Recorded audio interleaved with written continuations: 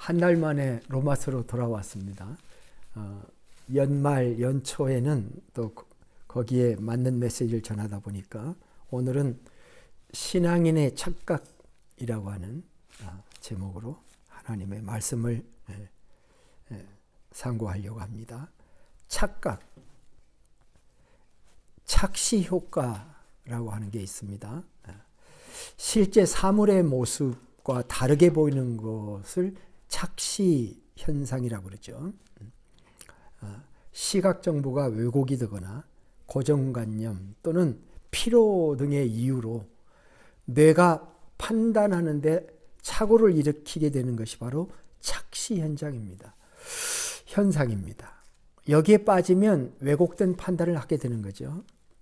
실제로 착시 현상은 여러 군데에서 발견이 돼요. 거리를 걷고 있는데 커다란 구멍이 하나 있습니다. 그걸 사람들이 보고 피해서 지나가는데 알고 보니까 예술가가 평면에다가 그린 착시 입체 그림을 그려놨어요. 그래서 모든 사람이 거기를 지나갔던 겁니다. 반대로 건축물 같은 3차원적인 공간에다가 2차원적인 평면 그림을 그려내면 역시 착시 현상이 일어나게 되는 거죠. 또 가끔 옷을 고를 때 여러분 또 그것이 나타납니다. 가로로 줄쳐진 옷을 입느냐 세로로 줄쳐진 옷을 입느냐에 따라서 더 말라 보이기도 하고 더 좀 뚱뚱해 보이기도 하는 착시 현상을 경험하게 되죠. 세상에는 착시 현상이 참 많습니다. 예를 들면 신기루라고 하는 거 여러분 사막에서 있죠. 신기루가 뭡니까? 빛이 반사해서 저 멀리에 오아시스가 보이는 겁니다. 그래서 그 오아시스를 따라갔는데 가보니까 없는 거예요. 그러면 에너지만 낭비하고 결국 그 여행이 망하고 잘못하면 목숨까지 잃는 경우가 발생하게 되는 것입니다. 이런 착시 현상이 일어나고 있는 당사자를 오늘 본문은 설명하고 있는데 그 당사자가 누구냐면 유대인입니다. 유대인. 그 17절에 보니까 제일 첫 번째 단어가 뭡니까? 유대인이라 불리는 내가. 그렇게 시작하죠. 유대인들은 어떤 착각을 하고 있었습니까? 어떤 허위 감정을 가지고 있었던 것일까요? 오늘 본문은 유대인들을 고발합니다. 17절, 18절을 보니까 유대인들은 몇 가지 특징들이 있는데 율법을 의지하고, 좋은 거죠? 율법을 의지하고 하나님을 자랑하며 율법의 교훈을 받아 하나님의 뜻을 알고 하나님의 뜻을 알아요. 그 다음에 선한 것을 분별하는 자다. 지극히 선한 것. 이것이 선한 것이냐 악한 것이냐는 것을 분별하는 자다라고 하는 세 가지 명료한 자의식을 가지고 있었다. 이런 얘기를 하고 있습니다.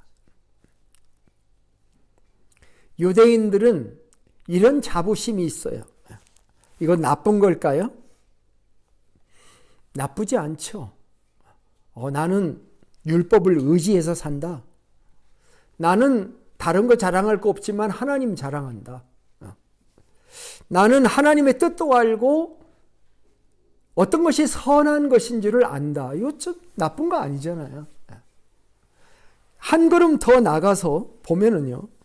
19절 20절에 이들의 모습을 더 구체적으로 말합니다. 맹인의 길을 인도하는 자요. 어둠에 있는 자의 빛이요. 어리석은 자의 교사요. 어린아이의 선생이라고 스스로 믿으니. 그러니까 스스로 확신하는 거예요. 자기를 뭐라고 생각하냐면 나는 빛이다. 영어로 보면은요. a guide. 맹인의 길을 인도하는 가이드라는 거예요. 그리고 a light. 빛이고 가이드고 빛이고 인스트럭터고 그리고 티처다. 이들은 자신에 대한 자부심이 아주 넘쳐납니다. 어리석은 자는 나에게 배워라. 그런 얘기를 지금 하고 있는 거잖아요. 어린아이들도 나에게 배워야 돼. 나는 가이드고 빛이고, 이런 오만한 마음, 자신을 절대화하는 마음, 자기를 우상화하는 마음. 그러니까 8가지 유대인의 확신이라고 말할 수 있겠죠. 위에 4가지, 밑에 4가지. 예, 좋습니다. 자부심도 좋고 확신도 좋아요. 그런데 그게 착각이라면 어떻게 될까요? 착각이라면. 거짓된 구원의 확신이라면 어떻게 될까요? 그렇게 된다면 이것은 악에다 악을 보태는 겁니다.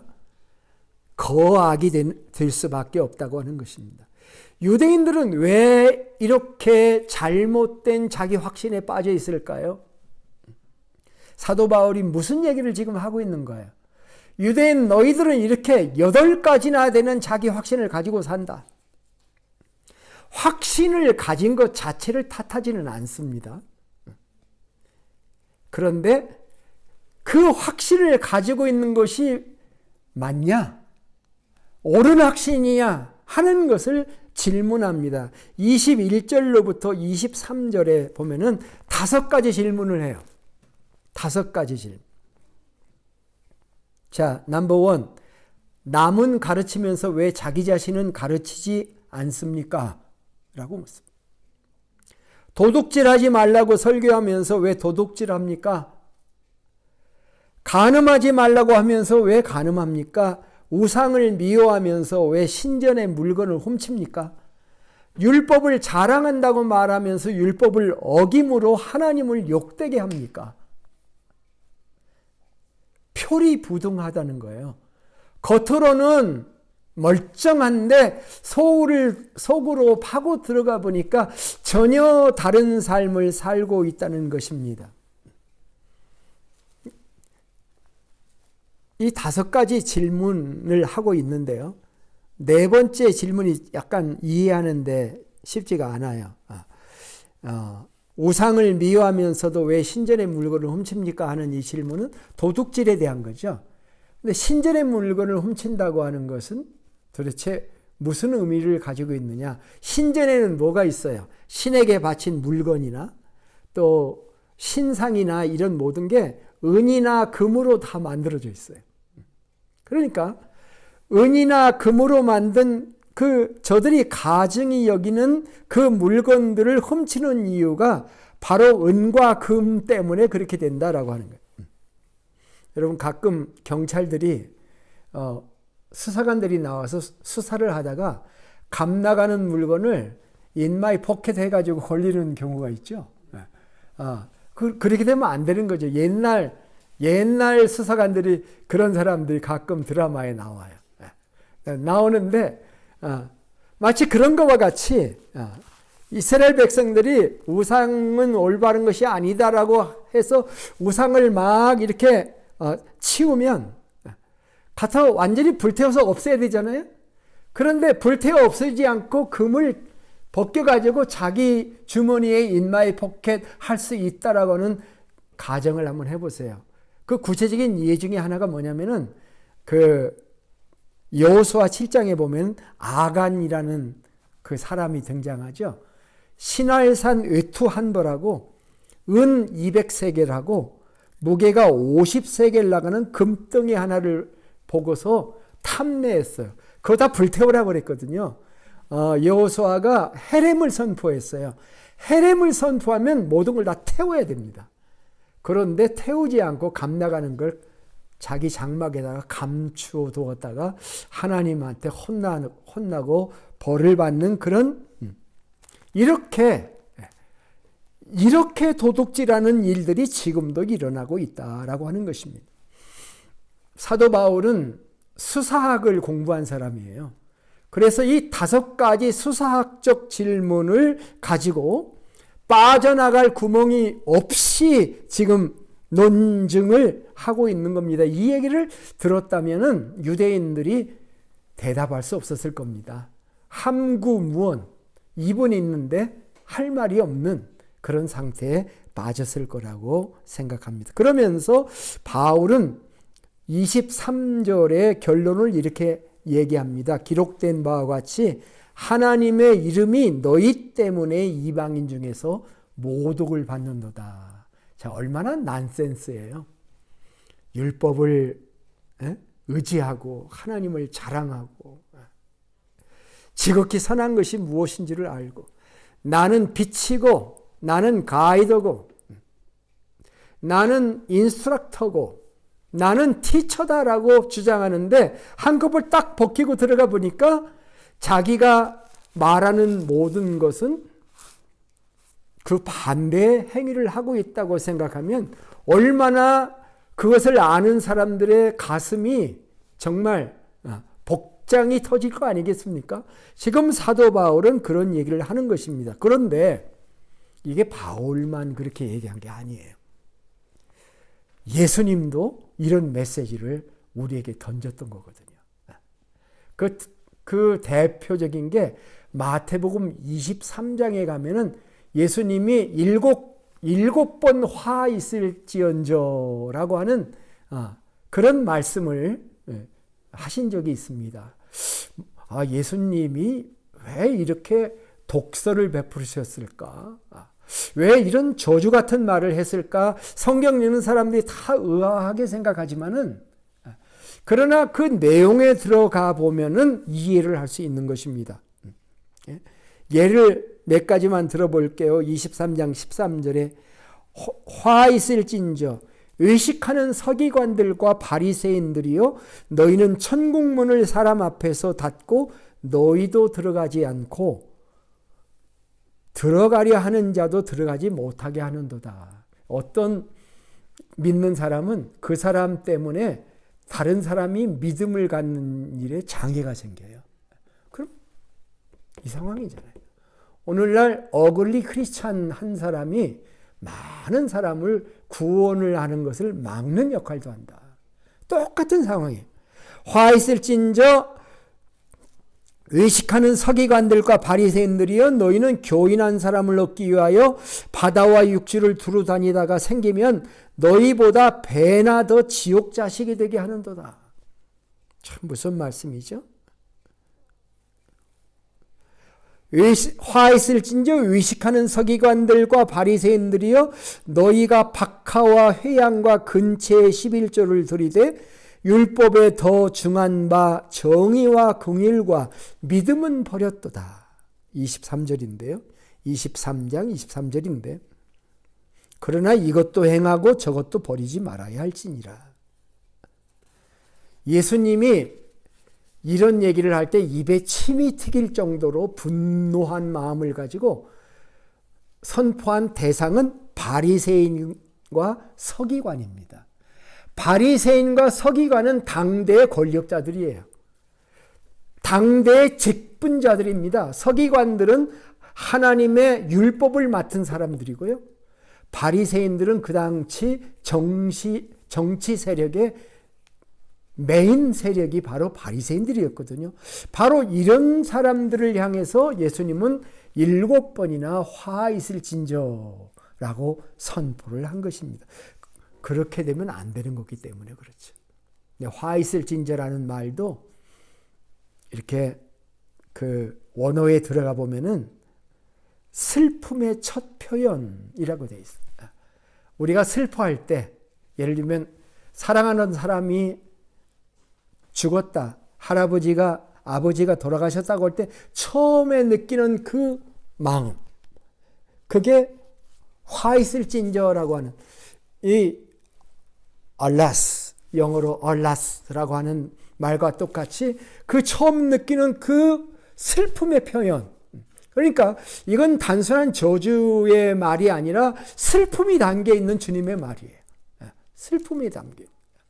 정말 겉으로는 잘 믿는다고 하는 신앙인인데 본인들이 그렇게 살지 않으면서도 자기는 그렇다고 하는 확신 속에 있는 신앙인들을 보면서 너무도 답답하고 안타까운 마음으로 슬프다라고 선포한 것이다라고 얘기하는 것입니다. 사실 율법을 자랑하는 것 죄가 아닙니다. 그죠? 나는 하나님을 의지한다. 나는 율법을 자랑한다. 나는 선이 무엇인지도 안다. 하나님의 뜻도 안다. 이거 자랑할 만한 것이죠. 그거 나쁜 것이 아닙니다. 원래 그런데 이제 율법이라고 하는 단어가 그 영어로는 law라고 했죠. 법이라는 뜻입니다. 율법. 율법을 뒤에서 읽으면 뭐가 되죠? 앞에서 읽으면 율법이고 뒤에서 읽으면 법률이죠. 그러니까 그 법이라는 뜻입니다. 하나님의 법이라고 하는 뜻이 있는데 포괄적인 용어예요. 하나님이 그 오늘 우리 출애굽기 성경 공부하면서 십계명을 주셨다 그런 얘기를 했죠. 하나님이 왜 십계명으로 주셨는가라는 얘기를 할 때에 그 유대인 주석가인 카스토라고 하는 사람이 이렇게 십계명을 주신 이유를 그렇게 설명했어요. 10가지 계명 아니냐. 10가지 계명. 이거 하나씩 하나씩 꽂으면서 기억하라고 십계명으로 주셨다. 이렇게 유대학자가 얘기를 했다고 그래요. 이 십계명을 더 디테일하게 설명한 것이 있는데 그 디테일하게 설명한 것이 뭐냐면 613가지로 설명을 했습니다. 유대인들은 십계명 잘 지켜보려고. 그러니까 안식일을 기억하라 하는 말도 그러면 안식일을 기억하라는 게 세부법이 뭐냐. 그래서 안식일에 턴 온 하면 안 된다. 턴 오프해서도 안 된다. 그래서 유대인들은 그 최초의 타이머를 세팅한 사람이라잖아요. 아침에 밤에 불이 딱 들어오는 것도 안식일 날에는 안 한다. 이렇게 하나씩 하나씩 다 구체적으로 만들어다 보니까 십계명인데 10가지가 613가지 디테일한 법이 된 거예요. 근데 이 613가지 계명 중에 248계명은 긍정적인 계명이라고. 긍정적인 계명은 뭐냐면 뭐를 해라. 근데 365계명은 하지 마라 하는 계명이에요. 십계명에도 긍정과 부정이 있죠. 도둑질 하지 말라 하는 계명인 것은 부정적인 계명이죠. 248개 조항은 금지, 365개 계명은 긍정적인 하라 하는 계명이라 이 말이에요. 근데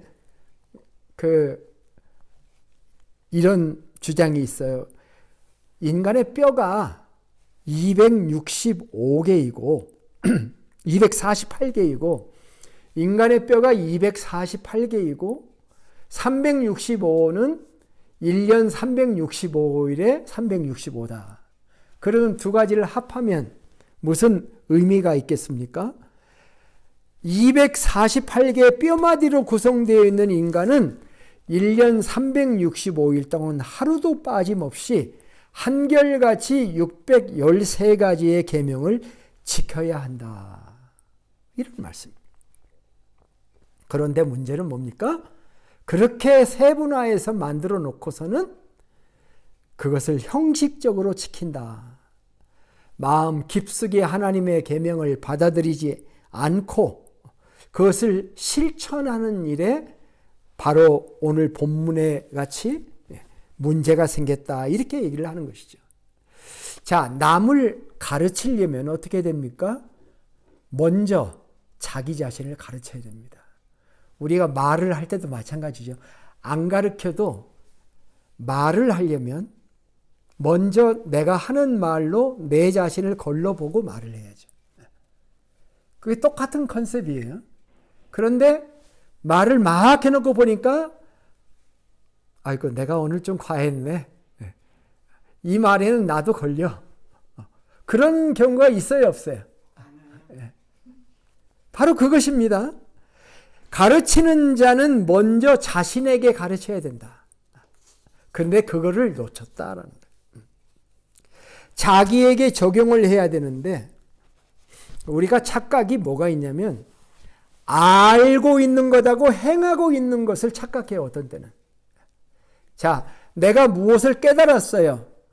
그러면은 깨달은 것이 행한 것은 아닙니다. 그런데 내가 알고 있다는 것과 그것을 행하는 것을 착각해서 많이 알고 있으면 많이 행하고 있다라고 오해를 할 수가 있다라고 하는 것입니다. 듣는 자도요. 설교자를 먼저 한번 생각해 보겠습니다. 설교자는 설교를 잘하려고만 해. 설교에서 막 감동을 주려고 해. 그래서 설교에서 많은 사람들이 은혜 받는 것을 원해. 그런데 설교자가 만일 그 설교대로 사는 것은 관심이 없어, 자기가. 그렇다면 어떻게 될까요? 자, 설교를 듣는 자도 마찬가지예요.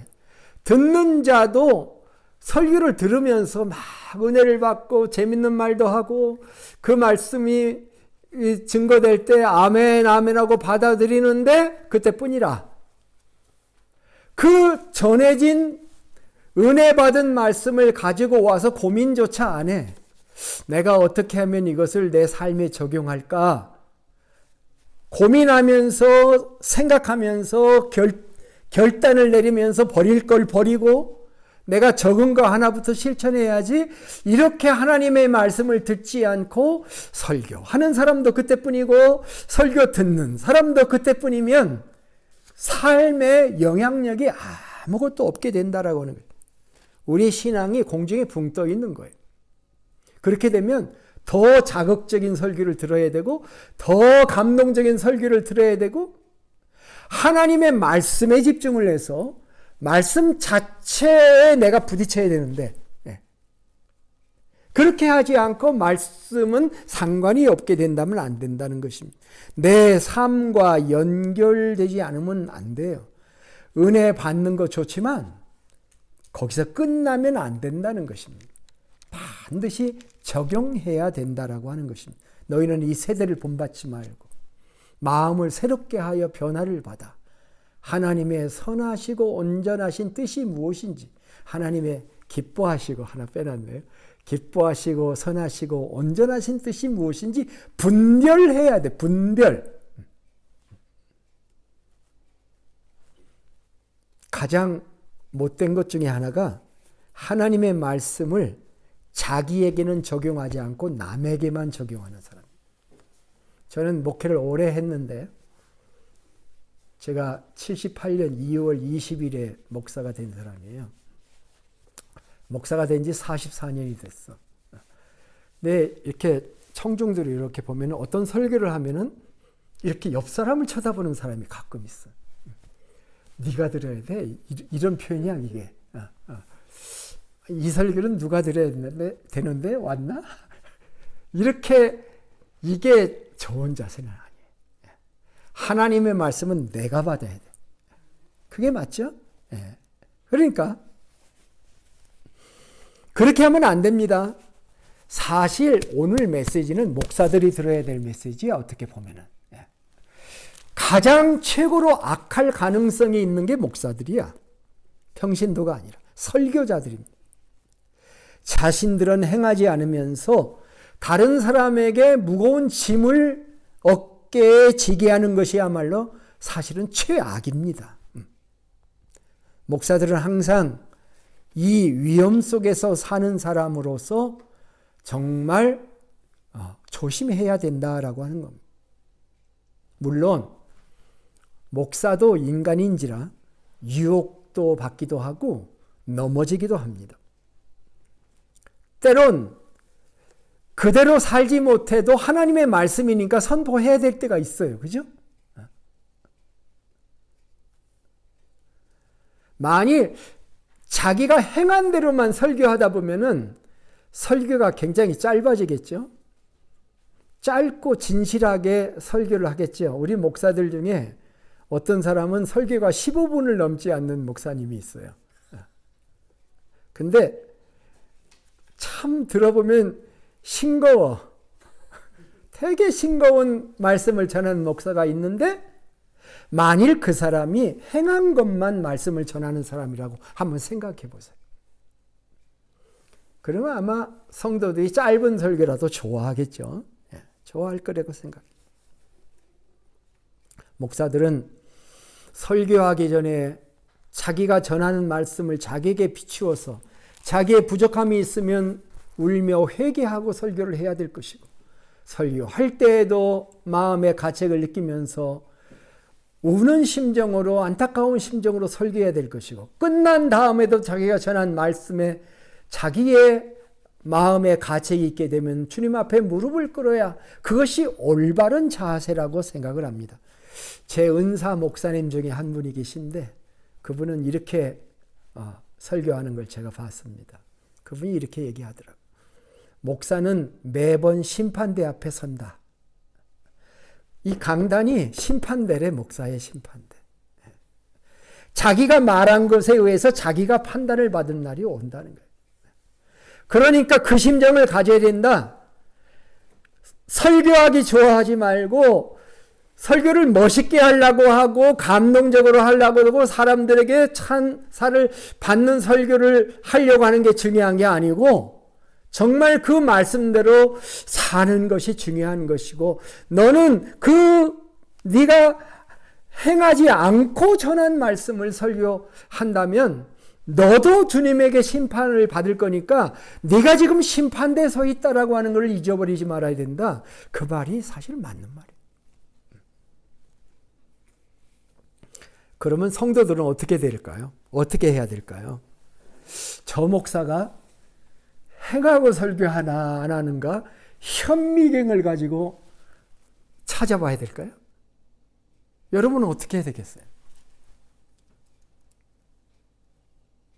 대형 교회들은요, 평신도들이 목사 한 번 만나기가 어렵습니다.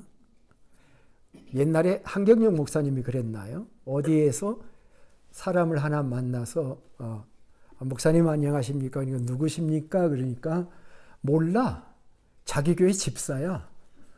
근데 몰라. 집사가 수천 명이니까 알 수가 없어.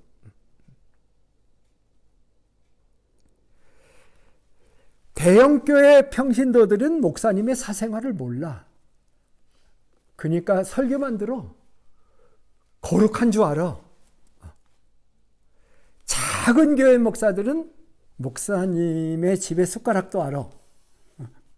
그래가지고 한 말을 다 알고 무슨 말을 했다, 뭐 어디 갔다 다 알아. 자, 우리가 목회자가 정말 행하고 말씀을 전하는 사람인가 아닌가를 막 두 눈을 번쩍거리면서 찾으면서 예배 드릴 때도 설교 한마디에 저거 행하고 하는 건가, 이렇게 우리가 해야 되겠습니까? 어떻게 해야 되겠습니까? 예수님은 뭐라고 그랬을까요? 여기 지혜로우신 예수님께서 마태복음 23장 2절부터 3절에 이런 말씀을 했어요. 마태복음 23장 2절 3절에 서기관들과 바리새인들이 모세의 자리에 앉았으니 그러므로 무엇이든지 그들이 말하는 바는 행하고 지키되 그들이 하는 행위는 본받지 말라. 참 놀라운 말씀이죠. 성도들 입장에서는 저들이 전하는 것이 하나님의 말씀이라면 무엇이든지 그들이 말하는 바는 행하고 지켜라. 서기관과 바리새인이 미워서 말씀까지 함께 버려버리고 신앙까지 함께 버려버리는 어리석은 일을 하지 말아라. 그렇게 얘기를 하고 있어요. 괴롭기는 하겠죠. 그래도 여기에 원리가 있어. 여기. 이런 자세를 가지고 말씀을 받는 성도가 있으면 목사도 바로 서요. 나는 그렇게 생각합니다. 설교자에게는 설교한 대로 온전히 살지 못한다고 하는 고통이 있습니다. 목사 오래 생활한 게 자랑이 아닌 게 이런 고통이 있더라고요. 직분을 바로 감당하지 못하면 그들에게 말씀 증거의 사역은 부끄럽고 고통이 될 수 있는 것입니다. 그렇기 때문에 가르치는 사람은 늘 자기 자신을 먼저 스크린을 쫙 해보고 정직하게 못하면 못한다고 얘기할 때도 있고, 그러면서 하나님의 말씀을 전해야 된다라고 하는 겁니다. 여러분, 가르치는 사람의 목적은 무엇이고 배우는 사람의 목적은 무엇일까요? 예수님의 유언이라고 말하는 마태복음 28장 19절 20절에 너희는 가서 모든 사람으로 제자를 삼아 아버지와 아들과 성령의 이름으로 침례를 주고 내가 너에게 분부한 모든 것을 가르쳐 지키게 하라는 말씀, 여러분 알고 계실 겁니다. 우리 암송 요절에도 들어있죠. 그런데 내가 너에게 분부한 모든 것을 가르쳐 지키게 하라는 말씀의 본뜻이 뭔가? 영어에 이렇게 되어 있습니다. Teaching them to obey everything I have commanded. 내가 너희에게 명령한 모든 것을 to obey, 순종하기 위해서 가르쳐라. 가르침의 목적이 뭐예요? 지키게 하는 거예요. 순종하게 하는 거예요. 그래야 그 가르침이 제대로 가르쳐진 거예요. 알아듣도록 말하라. 구약에 보면 그렇게 얘기를 했어요. 그냥 말해서는 안 돼. 알아듣도록 말하고 그 다음에 알아듣도록 말한 그것을 오베이 할 수 있는 데까지 나가게 하는 게 가르침의 목적이다. 그러면 배우는 사람의 목적은 배워서 그것을 내게 적용해서 그것을 순종하는 데까지 나아가는 것. 아까도 요한계시록 1장 3절을 얘기했습니다만 요한계시록 마지막 시대의 책이잖아요. 마지막 시대의 책에서 뭐라고 그랬어요? 이 예언의 말씀을 읽는 자들과 듣는 자들과 그 가운데 기록한 것을 지키는 사람이 복이 있도다. 듣는다는 건 또 뭐냐? 그 말씀을 읽는 것을 듣는 거예요. 말씀 중심의 신앙이에요. 그게 말씀 중심의 신앙인 것입니다. 그러니까 우리의 신앙이라고 하는 것이 하나님의 말씀을 행하고 순종하는데 열매가 있고 그것이 우리의 목표다라고 하는 것입니다. 따라서 오늘의 메시지의 결론은 뭐냐고 하면은 우리는 우리의 신앙생활을 실천에 순종에 포커스를 맞춰야 된다는 거예요. 사도 바울은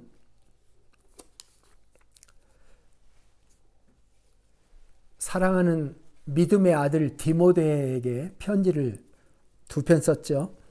디모데 후서에 보면은 3장 14절에 이렇게 얘기를 했습니다. 그러나 너는 배우고 확신한 일에 거하라. 배움이 있고요. 그 다음에 확신을 해야 돼. 그 다음에 확신하고 끝나면 안 돼요. 거해야 돼. continue. 어떤 성경 번역은 배우고 확신한 것을 continue 이어나가야 된다. 거해야 된다. 살아야 된다. 그러면서 말씀이 연결되는데 너는 내가 누구에게서 배운 것을 알며 또 어려서부터 성경을 알았나니 성경은 능히 너로 하여금 그리스도 예수 안에 있는 믿음으로 말미암아 구원에 이르는 지혜가 있게 하느니라. 자, 성경을 읽다가 구원의 진리를 발견해야 돼요. 그죠? 자, 목사님들이 얘기한 것을 내가 성경을 읽다가 그 구절에서 발견해야 돼. 그 내가 읽어야 돼. 그래야 믿음이 자라. 거기에서 스파크가 일어나야 돼, 말씀에서. 그럼 구원받는 게 목적이냐? 그 다음 말씀. 모든 성경은 하나님의 감동으로 된 것으로 교훈과 책망과 바르게 함과 의로 교육하게 유익하니 이는 하나님의 사람으로 온전하게 하며 모든 선한 일을 행할 능력을 갖추게 하려 함이라. 구원받은 그리스도인들이 하나님의 말씀을 실천해야 하는 이유가 그것을 통해서 온전한 사람이 되고 선한 일을 행할 능력을 가진 사람이 되기 때문이다. 이렇게 얘기를 하는 것입니다. 한국 그리스도인들의 약점 중에 하나는 적용의 문제입니다. 항상. So what?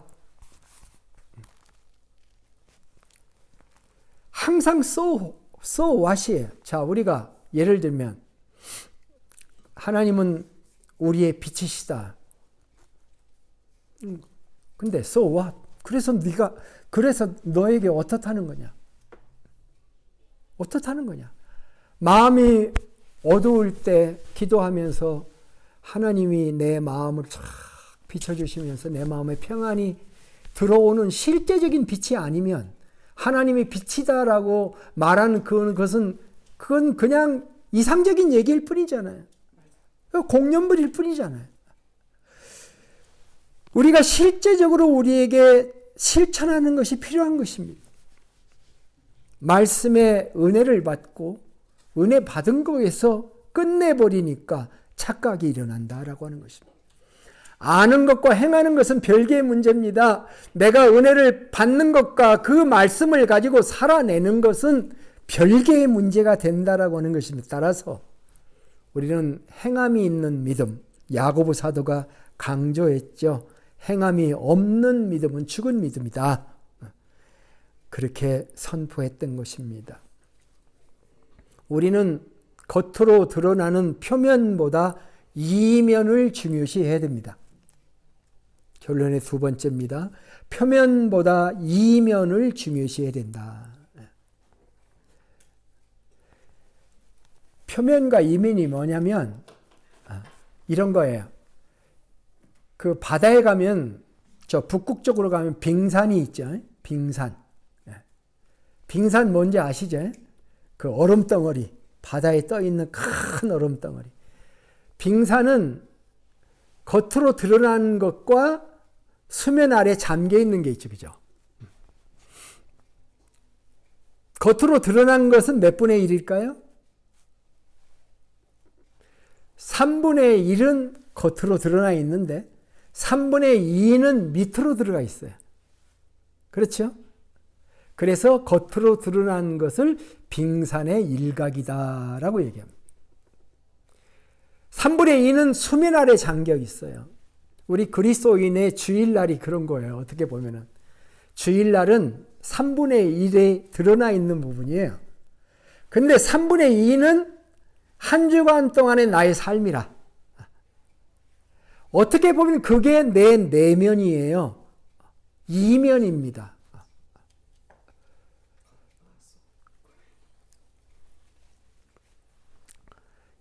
유대인들은요, 할례를 굉장히 중요시 여겼어요. 겉사람이죠. 할례를 행했냐 안 했냐. 옛날에 히틀러가 유대인들을 핍박할 때 이게 유대인의 특징들이 있잖아요. 매부리 코. 유대인들의 모양의 특징들이 좀 있어요. 근데 그걸로도 구분이 안 될 수 있잖아요. 그러면 어떻게 했습니까? 바지 내려. 바지 내려보면은 거기 할례를 했나 안 했느냐가 드러나는 거예요. 그만큼 유대인들은 할례를 중요시해서 유대인들은 표면으로 할례를 받은 사람과 할례를 받지 않은 이방인들을 사람으로 여기지 않는 그런 관점을 가지고 있었던 것입니다. 그래서 여기 본문에 보면은 유대인들은 할례를 행했느냐 안 했느냐는 겉사람을 가지고 사람을 판단한다. 난지 8일 만에 피덩이잖아요. 8일밖에 안 된 아이의 그 표피를 베는 할례를 행함으로 유대인 의식을 그들이 행했잖아요.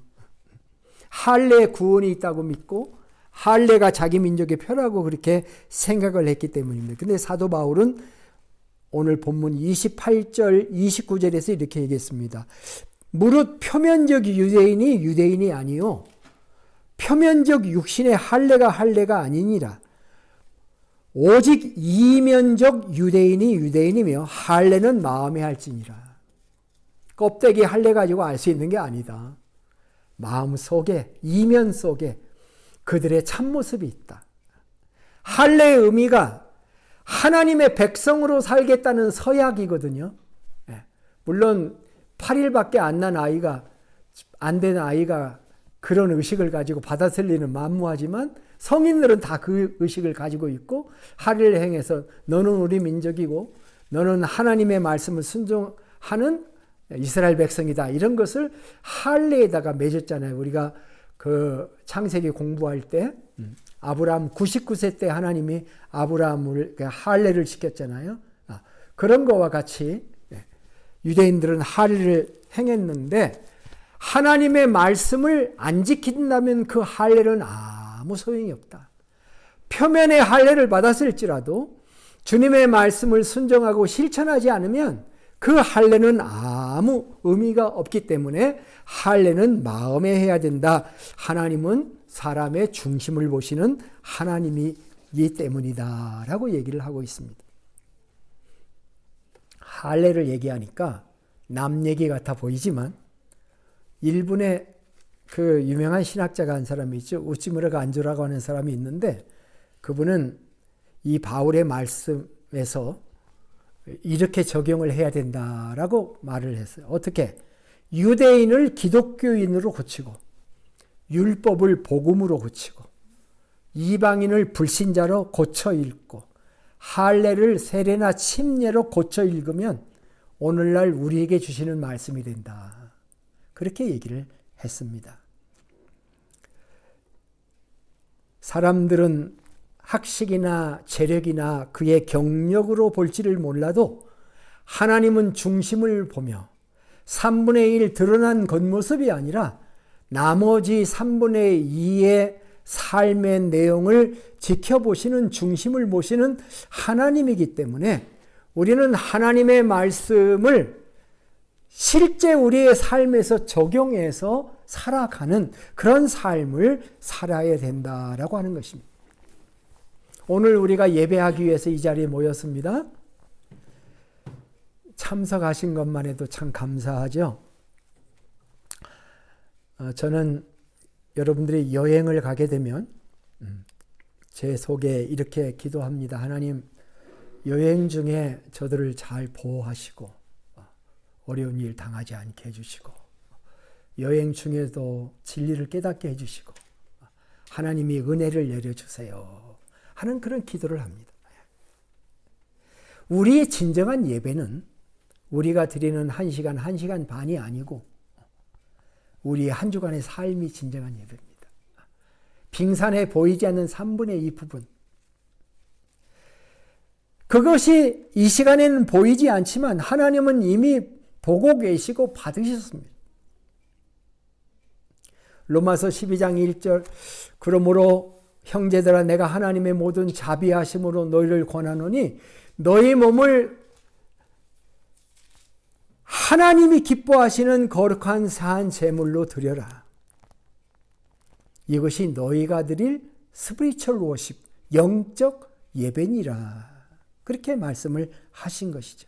한 주간 살아가는데 내가 예상치 못한 어려운 일을 만났을 때에도 하나님을 의지하는가? 절망스러운 상황 가운데서도 하나님을 신뢰하고 낙심하지 않는가? 이것이 내 내면의 참된 모습인 것입니다.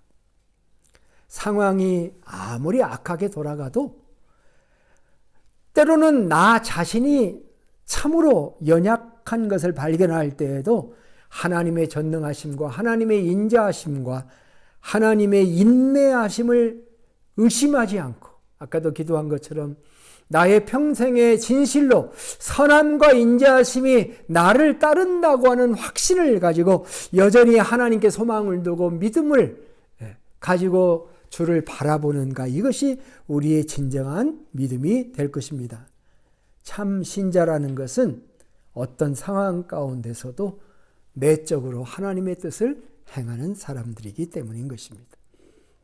신자는 입으로만 주여 주여 하면서 내 방식대로 판단하고 사는 자가 아니고 마음 깊이 하나님의 말씀을 묵상하고 사랑하고 그 말씀을 감사하고 실천하며 사는 사람인 것입니다.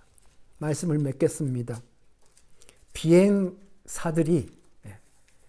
비행기를 운전하는 비행사들이 어떤 때는 비행 착각에 빠진다고 합니다. 그래서 어디로 가야 될지 방향을 잃어버릴 수가 있습니다. 캄캄한 안개 속으로 악천후 속으로 들어가서 몇 바퀴 돌면 그 다음부터는 방향을 잃어버리죠. 어디가 어딘지를 모르죠. 그럴 때 살으려면 어떻게 됩니까? 조종간을 놓고 계기비행으로 들어가야 된다고 합니다. 그래야 살 수 있다는 것이 우리 신앙생활도 마찬가지예요. 우리의 계기는 뭡니까? 하나님의 말씀이에요. 때때로 그런 어려움이 있을 때 우리는 하나님의 말씀으로 돌아가서 성경을 교리화하는 거에 너무 집착하지 말고 하나님의 말씀을 순수하게 나의 삶의 말씀으로 받아서 그 말씀을 순종하고 적용하고 항상 기뻐하라. 쉬지 말고 기도하라. 범사에 감사하라고 그랬는데 우리 적용합니까? 언제 기뻐합니까? 좋은 일이 있을 때만 기뻐하죠. 목사도 똑같더라고요. 정말 황당한 일을 경험하면 내가 항상 기뻐하지 못하고 있구나. 그건 쉬지 않고 기도하지 않기 때문이죠. 그 가운데가 기도예요. 기뻐하라, 기도하라, 감사하다. 가운데가 기도가 들어있어요. 기도를 하면, 쉬지 않고 기도하면 기뻐할 수도 있고 감사할 수도 있어요. 그러나 우리는 언제 기도합니까? 쉬지 않고 기도하는 게 아니라 문제가 생길 때만 기도해요. 좋은 일이 생길 때는 하나님은 안중에도 없어.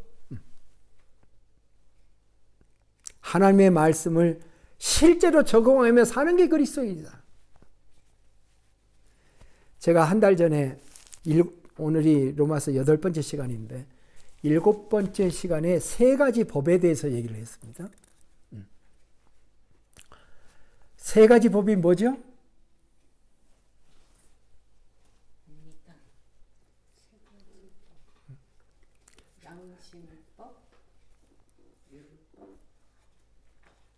네.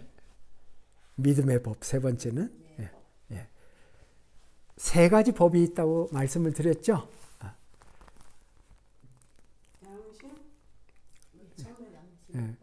한 달 전 메시지니까 아마 안 들으신 분이 많이 있을 수도 있는데 3가지 법이 있는데 양심의 법으로 하나님께서 심판을 하시고 때로는 율법을 가진 사람은 율법으로 심판을 하시고 그런데 그리스도인들은 믿음의 법으로 심판을 한다 하는 그런 말씀을 전한 적이 있죠. 근데 이 3가지 법이 이제는 양심의 법이나 율법은 다 사라진 거냐? 그건 아닙니다. 여전히 3가지 법은 현행법입니다. 우리도 어떤 때는 양심의 법에 저촉을 받잖아요. 하나님의 말씀을 암송하나 기억하고 있으면 또 율법의 판단을 받게 되죠. 그러나 우리는 믿음의 법으로 주님께 나아가서 믿음을 의지해서 믿음으로 말미암아 하나님의 구원을 경험한 사람들이잖아요. 이 3가지가 오늘 우리들에게도 오락가락하며 적용이 된다는 사실이에요.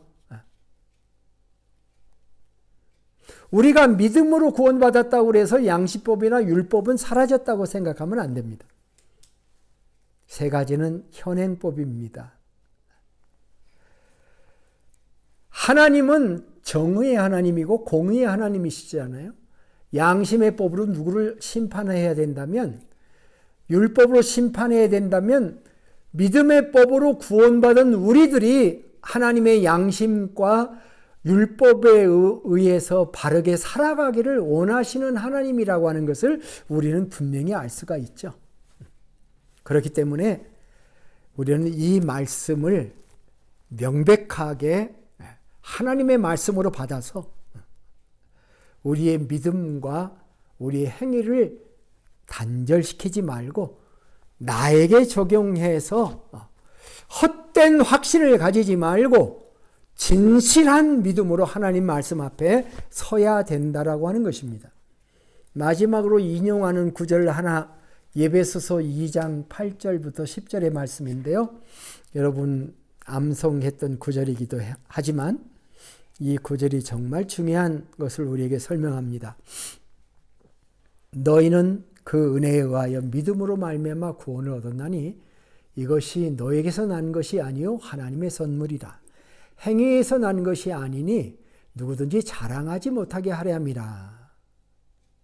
여기까지 우리가 암송 구절이에요. 그런데 중요한 것은 2장 10절이 굉장히 중요한 구절이에요.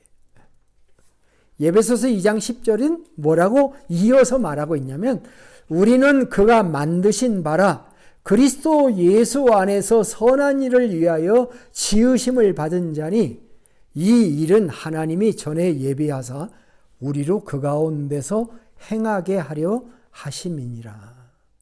자, 이 말씀들을 정리하면 이겁니다. 첫째, 우리는 믿음으로 구원받았다. 그리고 구원은 하나님의 선물이다. 행위에서 난 게 아니니까 자랑 못한다. 그런데 구원의 방법을 지나서 구원의 목표는 예수 그리스도 안에서 선한 일을 하는 것이다. 자, 우리는 선한 일을 행해서 구원받은 거 아니에요. 그러나 믿음으로 받았는데 믿음으로 하나님이 왜 나를 구원했느냐? 선한 일을 하게 하기 위해서. 예수 안에서 선한 일. 그게 뭐냐? 예수님 안에서 선한 일이 뭐냐? 이거는 각 사람이 받은 은사대로 각 사람의 환경대로 기도하면서 찾아야 될 문제지만은 우리는 그 일을 위해서 하나님이 전에 예비해 놓았다. 하나님이 여러분을 왜 세인조지에 보내시고 왜 한 공동체 안에서 신앙생활을 하게 하셨는가? 하나님이 왜 나를 구원하셨는가? 그것을 이 말씀 속에서 찾아야 돼. 이것이 하나님의 예정의 완성이다. 이렇게 말씀하고 계신 겁니다. 나는 예수님의 보혈로 구원받았어. 아, 나는 기뻐. 나 구원받았네. 너 구원받았네. 찬양하고 끝나면 안 된다. 거기 머물러서는 안 될 이유가 바로 여기에 있는 거예요. 구원의 확신에서 머무르지 말고 하나님이 나를 통해서 하시고자 하는 선한 일을 찾아서 감사하게 담대하게 하는 것이 옳습니다. 그럴 때 하나님이 영광을 받으시는 줄로 믿습니다. 우리 교인들이 유대인처럼 그렇게 되어 있다고 저는 믿지 않습니다. 율법을 의지하고 하나님을 자랑하고 하나님의 뜻도 알고 하나님의 지극히 선한 것이 무엇인지를 안다. 나는 소경의 길을 인도하는 자고 나는 교사고 나는 선생이고 여러분이 그렇게 주장하지 않는 것을 압니다. 오히려 이것은 목사들이나 직분자들, 하나님의 사명을 맡은 자들이에게 던지는 하나님의 말씀이지만 그 가운데 주시는 큰 뜻을 깨달으면서 아하, 중요한 것은 적용이로구나. 중요한 것은 그 말씀을 나에게 해서 그 말씀을 실천해 가는 거구나. 중요한 것은 하나님이 나를 통해서 하고자 하시는 뜻이 무엇인지를 분별하는 거구나. 나를 구원하신 목적을 내가 이루어 드리는 거구나 하는 것을 깨닫고 기도하면서 한 해를 감당할 때 하나님이 큰 영광을 받으실 줄로 믿습니다. 기도하겠습니다. 하나님 아버지, 우리는 분명한 시야를 가지기를 원합니다. 착시 현상이나 허위 감정을 가지지 않고 내 자신을 바르게 볼 수 있도록 도와주시기를 바랍니다. 내가 가진 지식이나 신앙적 진리가 곧 내가 행했다는 나 자신이라는 착각을 벗어나게 해 주시기를 원합니다. 나 자신을 정직하게 보고 하나님의 도움을 요청합니다. 도와주시옵소서.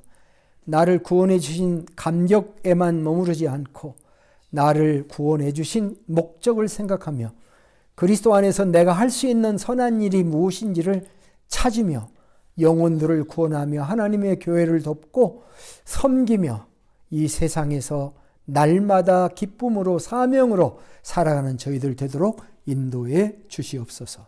존귀하신 예수님의 이름으로 기도합니다. 아멘.